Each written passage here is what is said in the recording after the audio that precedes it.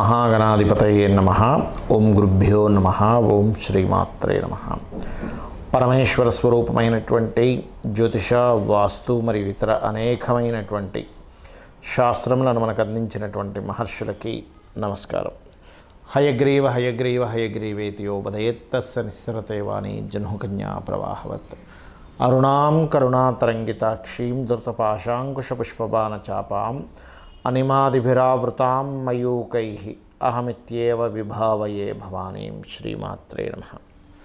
ప్రేక్షకులకి ఆ లలితాంబిక అమ్మవారి యొక్క అనుగ్రహం పరిపూర్ణంగా కలగాలని మనస్ఫూర్తిగా కోరుకుంటూ మనం ఈరోజు కాందాయ ఫలము ఈ యొక్క మొదటి 4 నెలలు మనం ఆల్రెడీ చెప్పుకున్నాము ఉగాది సమయంలో. ఇప్పుడు మరలా మనకి ఆగస్టు 9 నుంచి డిసెంబర్ 9 వరకు ఉండేటువంటి 4 నెలలు నక్షత్ర వారీగా ఒక రాశిలో 3 నక్షత్రాలు ఉంటాయి. వారికి ఏ రకంగా ఫలితాలు ఉన్నాయి మరియు ఆ యొక్క ఫలితాలని అధిగమించడానికి, అంటే ఒక్కోసారి మనకి ఇబ్బంది పెట్టే ఫలితాలు ఉంటాయి, ఒక్కోసారి లాభంగా ఉంటుంది, ఒక్కోసారి సమంగా ఉంటుంది. ఆ రకంగా ఆ యొక్క ఫలితాన్ని మనకి ఎక్కువ ఇబ్బంది రాకుండా క్లియర్ చేసుకోవడానికి దేవతానుగ్రహం ఏం చేసుకోవాలి, గ్రహారాధన ఏం చేయాలి, అదేవిధంగా గోసేవ ఏం చేయాలనేటువంటి విషయాలు మనం ఒక్కొక్క నక్షత్రపరంగా చెప్పుకుందాం. కాందాయ ఫలంలో మేషరాశిలో ఉండేటువంటి నక్షత్రాల పరంగా తీసుకున్నట్లయితే అశ్విని, భరణి, కృత్తిక 1వ పాదాలు ఉంటాయి.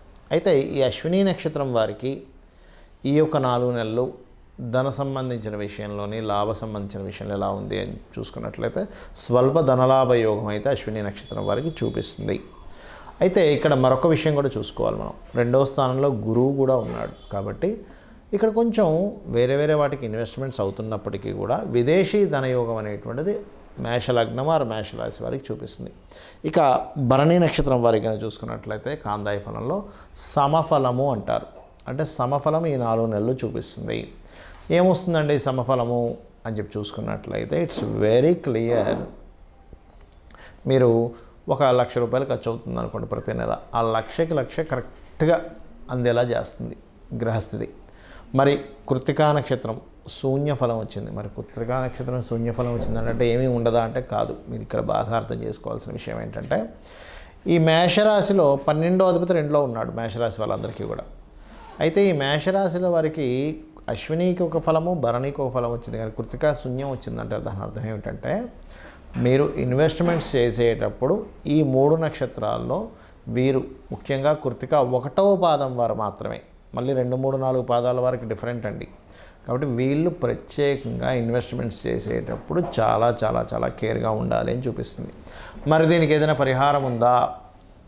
ఇక్కడ నవగ్రహాలలో ముఖ్యంగా మీరు గురువు, కేతువు గుర్తుపెట్టుకోండి.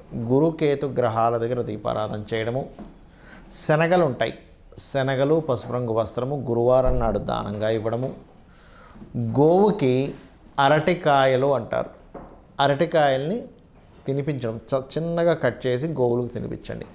వీటితో పాటు దత్తాత్రేయుడి యొక్క నామస్మరణ, సూర్యుని చూస్తూ ఏం చేస్తారంటే మీరు 2 చేతులు జోడించి దిగంబర శ్రీపాదవల్లభ దిగంబర జై గురుదత్త శ్రీ గురుదత్త ఈ నామస్మరణ కనుక చేసినట్లయితే అన్ని విధాలా బాగుంటుంది. అయితే ఇక్కడ ఏంటంటే మీకు రాశి నుంచి 11వ స్థానంలో వక్రించినటువంటి శని ఉన్నాడు. సో ఈ 4 నెలలు కూడా కాస్త ఆ వక్రించిన శని యొక్క సంబంధం ఉంటున్నందుకు బిజినెస్ ఒకటే కాకుండా వ్యాపారం కూడా చేద్దాము, రెండు చేద్దాం అనేటువంటిది ఉంటుంది. 6లో కాస్త కేతు ఉన్నందుకు కాస్త అప్పులు ఇవ్వడం, తీసుకునేటువంటి విషయాల్లో కాస్త జాగ్రత్తగా ఉండండి. ఇక 2వ స్థానంలో గురువు ఉన్నాడు కాబట్టి ఇంపోర్ట్ ఎక్స్పోర్ట్ ద్వారా కావచ్చు, విదేశీ సంబంధం వాటి మూలంగా కావచ్చు, ధనయోగం అనేటువంటిది వస్తుంది.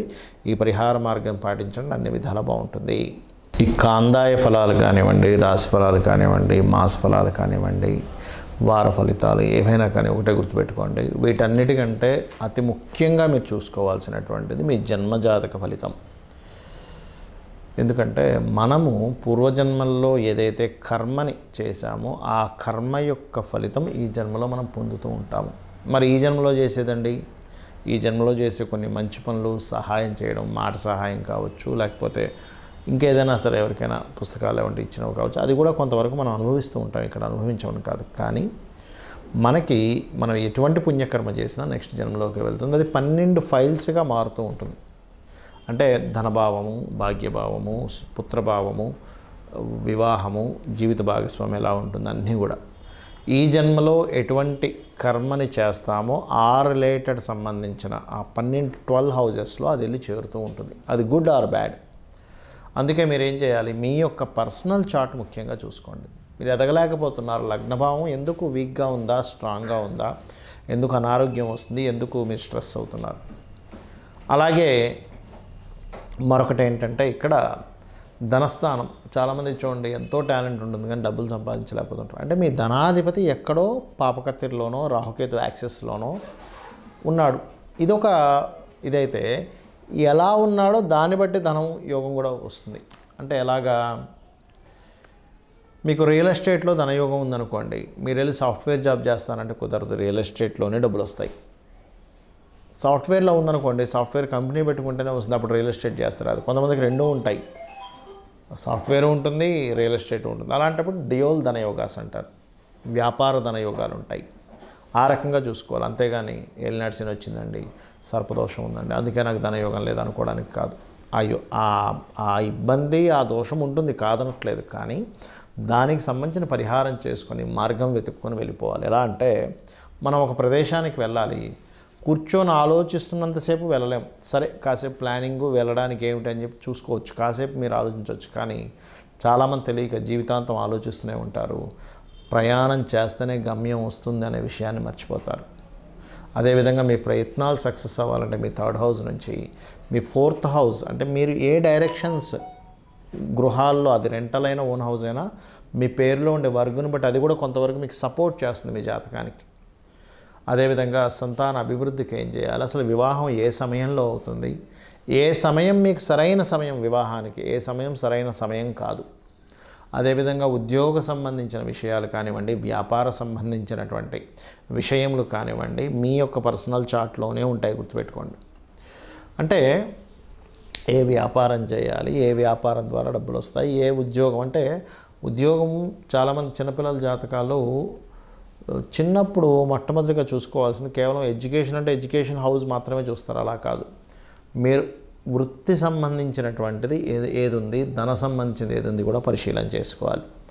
ధనము, వృత్తి. ఇప్పుడు చూడండి, ఎవరు టైంపాస్కి చేయరుగా ఎడ్యుకేషన్ కూడా ఇవాళ రేపు ప్రొఫెషనల్గా ఆ యొక్క ప్రొఫెషన్ తీసుకోవడానికి చేస్తారు. ఆ ప్రొఫెషన్ తీసుకోవడానికి చేస్తున్నాము అన్నప్పుడు మరి దానికి సంబంధించినటువంటిది మనం చేయాలి. అలాంటప్పుడు ముఖ్యంగా ఏంటంటే మీరు ఒకటే గుర్తుపెట్టుకోండి, మీ యొక్క జన్మజాతకంలో ధనాన్ని, ప్రొఫెషన్ని ఏ గ్రహం ఇస్తుందో దానికి ఫస్ట్ ప్రయారిటీ ఇవ్వండి. విద్య అనేటువంటిది అది ప్రొఫెషన్గా మారాలని రూల్ లేదు, క్యాజువల్గా నేర్చుకోవచ్చు, దాంట్లో టాలెంట్ పొందొచ్చు, ఆ యొక్క విద్య మీకు రావచ్చు. మనం నేర్చుకున్న ప్రతిదీ ప్రొఫెషన్గా మారాలని లేదు, గుర్తుపెట్టుకోండి. కానీ ప్రొఫెషన్గా మారాలనుకున్నప్పుడు మాత్రం ప్రొఫెషనల్గా ఇచ్చే గ్రహాలు ఏమిటో వాటిని పట్టుకోవాలి. అలాగే లైఫ్లో ఆకస్మిక సంఘటనలు, టర్నింగ్ పాయింట్స్ అంటారు, ఆ యొక్క టర్నింగ్ పాయింట్స్ కానీ ఆకస్మిక సంఘటనలు కానీ ఇవన్నీ కూడా ఏంటంటే మీ యొక్క జన్మజాతకంలో ఎప్పుడు ఎక్కడున్నాయనేటువంటిది చాలా స్పష్టంగా తెలుస్తూ ఉంటుంది. ఇక మీరు ఇవన్నీ నాకు తెలియవు, శరణాగతి అంటారు. అంటే నాకు ఇవేమీ తెలియవు, ఈ దుఃఖము, బాధ బాగా కలిసి రావడం, కలిసి రాకపోవడం ఇవన్నీ నాకు తెలియదు, నువ్వున్నావు అమ్మా, నీ యొక్క అనుగ్రహం ఇదంతా కూడా అని అనుకుంటూ వెళ్ళిపోతూ ఉంటే దానంత గొప్పది మరొకట్లేదు. అంటే మన జన్మజాతకంలో ఎలా ఉన్నా కూడా మనం భగవంతుణ్ణి ఆరాధిస్తూ భగవత్ నామస్మరణ చేసుకుంటూ మన పని మనం ధర్మంగా చేసుకుంటూ వెళ్తూ ఉంటే అమ్మవారే తను చూసుకుంటూ ఉంటుంది, సొంత తల్లి బిడ్డను చూసుకున్నట్టుగా. కాబట్టి మీరు ఇవి తెలుసుకొని మీ యొక్క నిత్య జీవితంలో, ఎందుకంటే ఇక్కడ చాలామందికి ఏమనిపిస్తుందంటే మరి ఇవన్నీ ఈ గోచార ఫలితాలు ఎందుకు చెప్పుకుంటున్నామండి, కాందాయ ఫలితాలు ఎందుకు చెప్పుకుంటున్నామండి అంటే ఇప్పుడుండే బయట ఉండే వాతావరణాన్ని బట్టి మనం ఎలా ఎదుగుతామో, బయట ఉండే మార్కెట్ని బట్టి మనం ఎలా బిజినెస్ని స్ట్రాటజీస్ మార్చుకుంటామో, ట్రాఫిక్ని బట్టి మనం డైవర్షన్స్ తీసుకుని వేరే రూట్ నుంచి వెళ్ళి చేరుకుంటాము, ఇది కూడా అంతే. అంటే ఇప్పుడు గోచార ఫలితాలు ఇలా ఉన్నాయి, కాందాయ ఫలితం ఇలా ఉంది, కాబట్టి ఈ రకంగా మీరు ప్లాన్ చేసుకోండి అని చెప్పేది ఈ యొక్క గోచార ఫలితాలు. శ్రీమాత్రే నమః.